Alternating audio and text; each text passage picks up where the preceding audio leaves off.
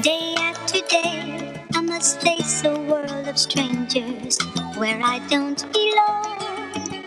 I'm not that strong.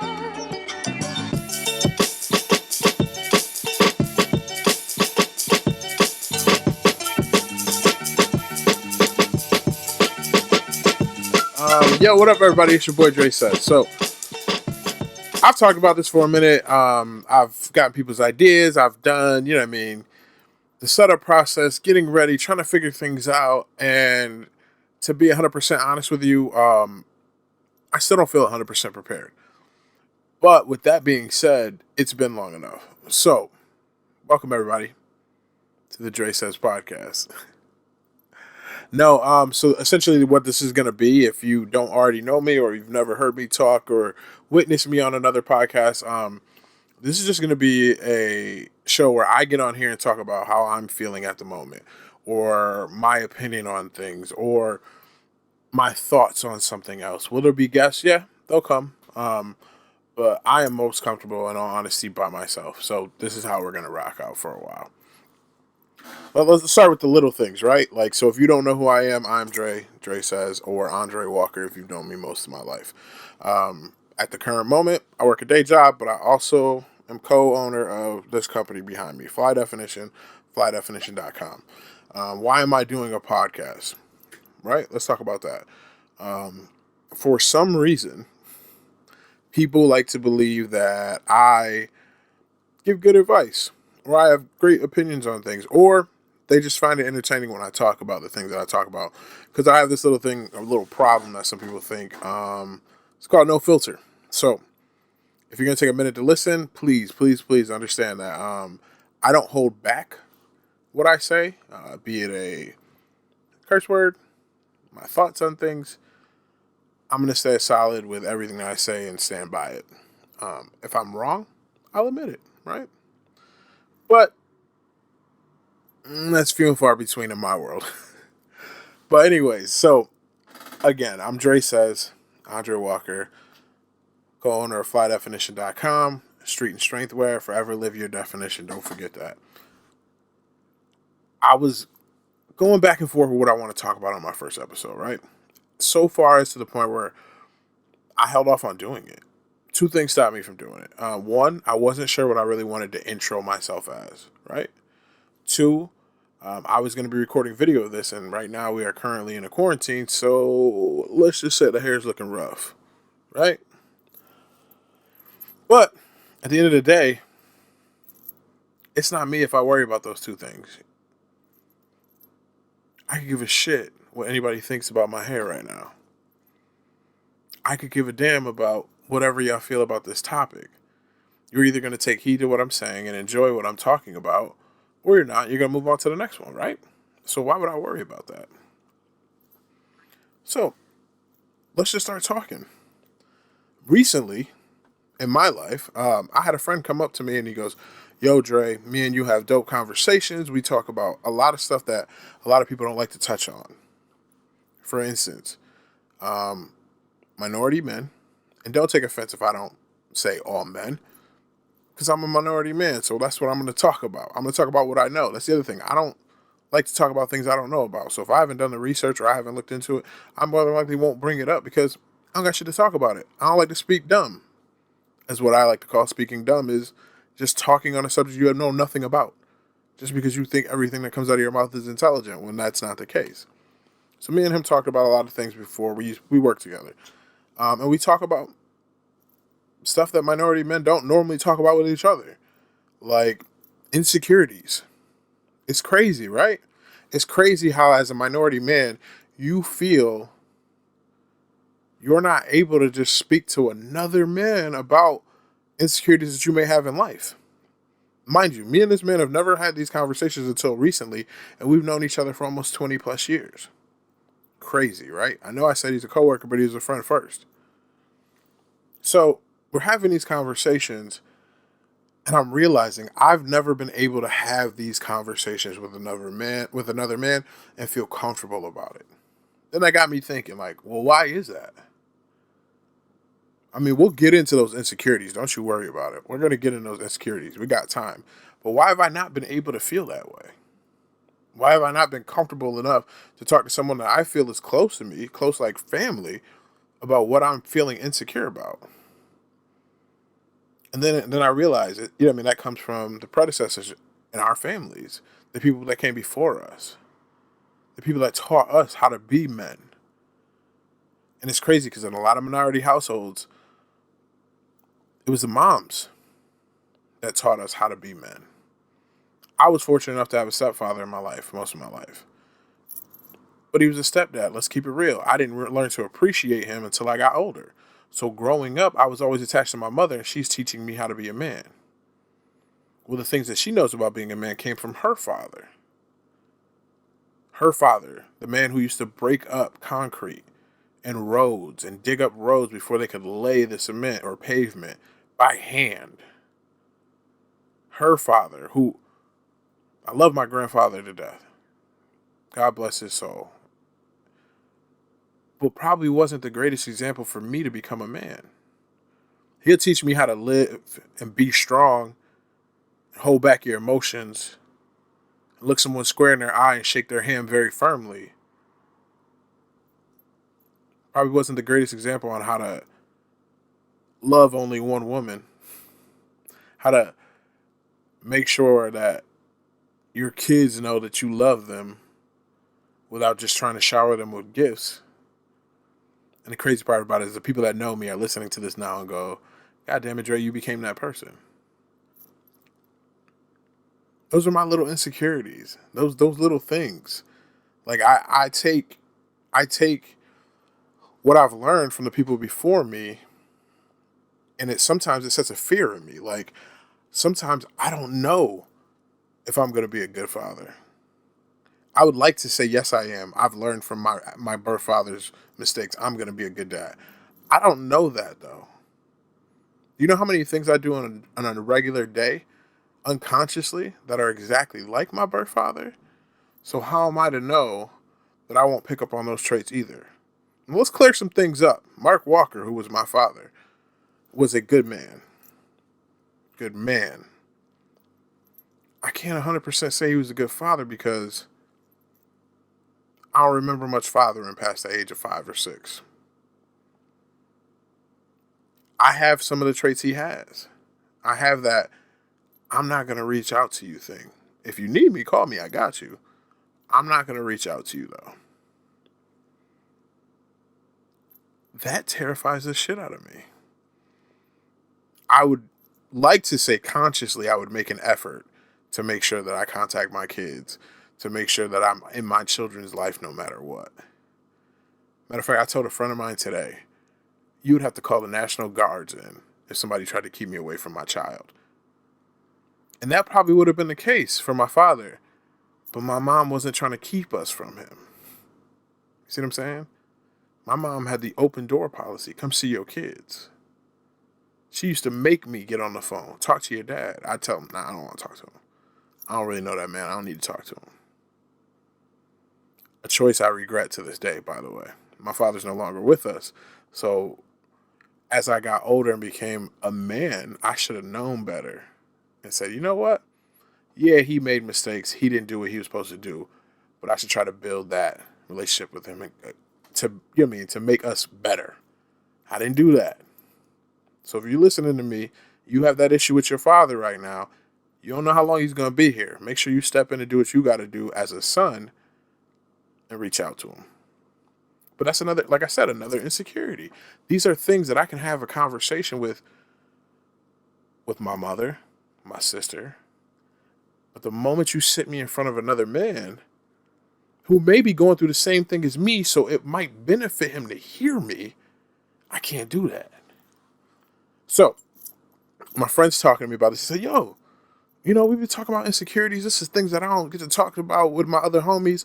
I really want to put something together where I can do that. I was like, well, what you want to do, bro? He's like, well, nah, you the social media dude. I don't really do that. You the social media guy. I said, cool. Well, let me figure something out. So I start thinking, let's start a Facebook page. Let's put a video out of our insecurities and encourage other men to do the same. Send me the video, I'll post it up. I thought that, yeah, this is a great idea. Me and him both. This is a great idea. We will do this. That was about 3 weeks ago. Me and my friend have yet to record our videos. How do we plan on encouraging someone when we can't do it ourselves? And it all boils down to that insecurity thing. That as a man, I should be, strong and tough, and I shouldn't be showing vulnerability. And it's unconscious things that we do. Like, I didn't plan on not doing that video. I had my video planned out. Some of the things I just talked to you about were in that video. Yet that video didn't get done. I don't plan to be a bad father, but I can't guarantee it. So at the age of 36, I'm sitting here single with no children. I know unconsciously I've ruined some relationships from the fear of not being able to do what I'm supposed to do to make that relationship work. Not being able to do what I'm supposed to do to be a good father to any children I may have. Thank God I don't have any yet. But it's kind of bad that I'm living life that way, right? I should be ready. I should be excited. When my friends tell me, I'm about to have another kid, they're excited. I'm about to have my seed. I just found out I'm having my first boy. They're excited. The moment I think about it, I go, that'd be really cool. And then I instantaneously go, I can't trust myself yet. I can't guarantee I'm going to step up and do what I'm supposed to do. I'll be there financially. I'm always there financially. I'll be there, if they ever need me, you call me, I'm there at a drop of a dime. I can't guarantee, though, that the emotions that I'd be able to convey to them would let them know that, A, I love you. B, I always got you. And C, nothing is going to stop me from being the greatest father I can be. And I know people are watching this that know me like, are you crazy, Dre? You're a great uncle to your niece and nephew and to your friends' kids. You're right. But look at how great of an uncle I am. What do? I come around once in a while. I remember their birthdays. When we FaceTime, I say, hey, what's up? There's no guarantee there. You know what I'm saying? It's not like your own children. I've had most of my friends, I'm like, nah, I got nieces and nephews. I'm good. I don't need kids. They're like, it's not the same. It's not the same as having your own kid. So I'm telling you, my friends, when you're watching this, like, he's never talked about this because I've never really said this to anybody. But Dre's bugging, like, he'll be a great dad. Would I though? Am I that great of an uncle? I know everybody who knows my niece and nephew are going to be like, nigga, you crazy. Hell yeah, you're a great uncle. I am. I love my niece and nephew. Don't get me wrong. I love them to death. I will back them in anything that they want to do in life. But even with them, I don't spend the time that I should with them. I engulf myself in things to do. I literally work during the day and I come home and I work again. If I'm not working when I get home, I'm relaxing. Like, I literally plan out massive amounts of things to keep myself busy. Because it does two things. Keeps me busy, keeps my brain moving, The brain's got to keep moving. It's got to keep learning new things, doing new stuff. And allows me to avoid relationships, kids. I just gave y'all that secret. I can't believe I just talked to y'all about that. I've never told people that shit. So I guess this is going to be pretty interesting to sit here and talk to me or listen to me talk for 10, 15, 20 minutes. You'll learn a lot of shit about me that I probably don't want y'all to know. But that's what I signed up for when I decided to do this. So I'm going to suck it up. It's crazy. I'm telling y'all, it's crazy. It's crazy that the insecurities of a man will literally predict his future. It will literally hinder him from being great. I'm trying to kick those. This is the first step for me trying to kick those insecurities. I've heard from other people I've talked to, there's things that men have insecurities about that most people don't even know. Men have body insecurities. Do y'all know that? You know men have daddy issues. We're going to get into that a whole nother episode. That's going to be a long episode because your boy right here is suffering from them. But there's insecurities about stupid stuff. Like I got homies that's insecure about their feet. I done talked to people telling me that they're insecure about their hairlines, stuff that we can easily get past, but our insecurities keep us bottled up, keep us keeping that bottled up, and not knowing how to voice them or being comfortable enough to talk to someone who may be going through the same thing as you, because as a child, you were taught that men are to be tough, men are to be strong, men are not to cry. It's a problem. It's a problem that we need to fix. It's a problem that I never saw my father cry until he had to put his mother and father in the ground. It's a problem that when I was a child and I would cry, because I'm a Cancer and emotional, he would tell me to suck that shit up. It's crazy. I don't blame him. I don't blame him at all, because he learned that from somebody else. And if you knew my grandfather, actually both of them on my mother and father's side, there were some definitions of capital M-A-N. Stern, loud. I remember watching my grandfather on my dad's side stand over my grandmother's grave, directing the people. Fill it up. Get everybody out of here. He was that business oriented. He was that strict. He was that stern of a man. I didn't even see him cry. I was his wife for over 40 years. So, if you're a father, you have a son or a daughter, make sure you convey that message.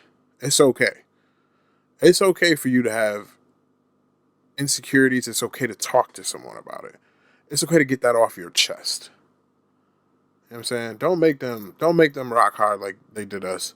Don't make them regret when they do speak out about something that bothers them. Don't. Be a man yourself and step up and teach them the right way. Don't pass down those traits. Don't pass down those behaviors. If you're a son who's got issues with his dad right now, pick up the fucking phone.